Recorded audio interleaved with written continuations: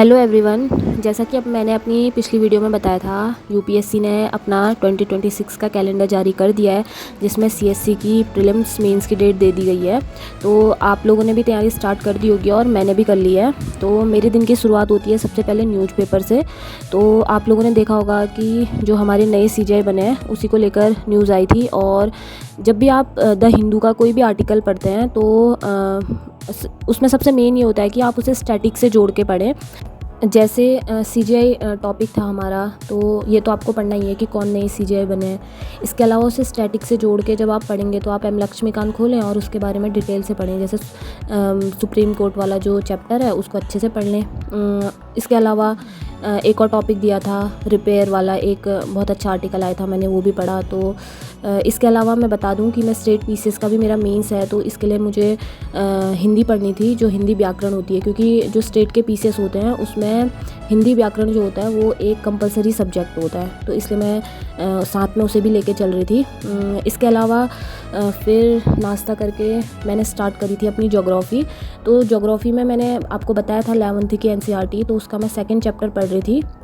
तो मैं साथ में प्रीलिम्स के नोट्स भी बना रही हूँ और मेंस के नोट्स भी बना रही हूँ, क्योंकि हर चैप्टर से मेंस के नोट्स नहीं बन सकते हैं। तो जिस चैप्टर से प्रीलिम्स के बन रहे हैं तो मैं वो बना रही थी।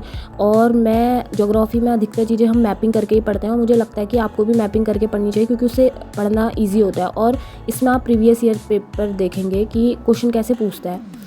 जैसे अगर आप नदी तंत्र वाला चैप्टर पढ़ते हैं तो उसमें आप ये पढ़ेंगे कि नदियाँ ईस्ट टू वेस्ट कौन कौन सी नदियाँ बहती हैं।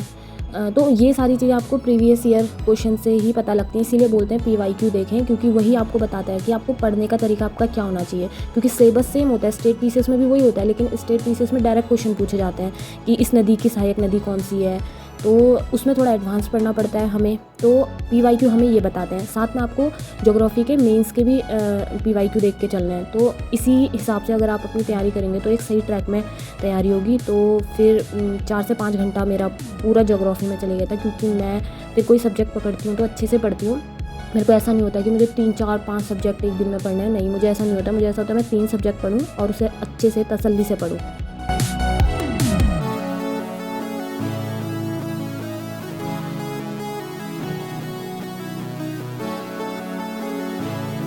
अभी मैं कुछ दिन अपना ऑप्शनल नहीं पढ़ पाऊँगी, क्योंकि मेरी ऑप्शनल की जितनी भी बुक्स हैं वो अभी घर हैं। मैं अपने घर से दूर रह के पढ़ती हूँ, तो मैंने अपने घर से मंगाई हुई है।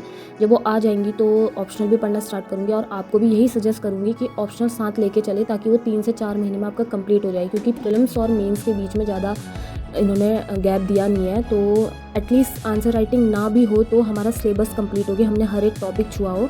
तो यही चीज़ आप भी करें।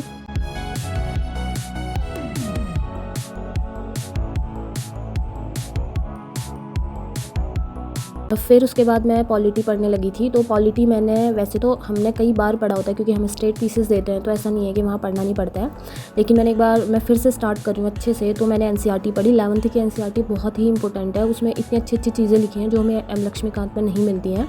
तो सबसे पहले मैंने जो 11th की एनसीईआरटी थी पॉलिटी के, उसके 2 चैप्टर निपटा लिए थे। लेकिन मैं रात को बहुत ज़्यादा थक गई थी, तो फिर इस वजह से मेरे से आंसर राइटिंग नहीं हुई। क्योंकि मैंने जैसे बताया था मैं स्टेट पीसीएस का मेंस देने वाली हूँ, तो उसके लिए मुझे आंसर राइटिंग करनी पड़ती है। तो उसके लिए तो मैं बहुत थक गई थी, तो मैं सो गई थी जल्दी।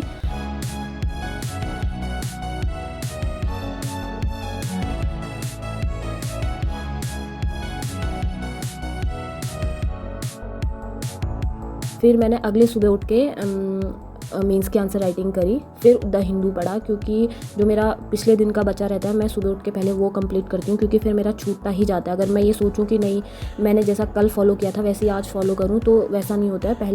पहले दिन का जो मैंने डिसाइड किया था, एटलीस्ट आंसर राइटिंग तो मैं रोज़ 2 से 3 क्वेश्चन, क्योंकि जो स्टेट पीसेस देते हैं साथ साथ में उन्हें करनी पड़ती है।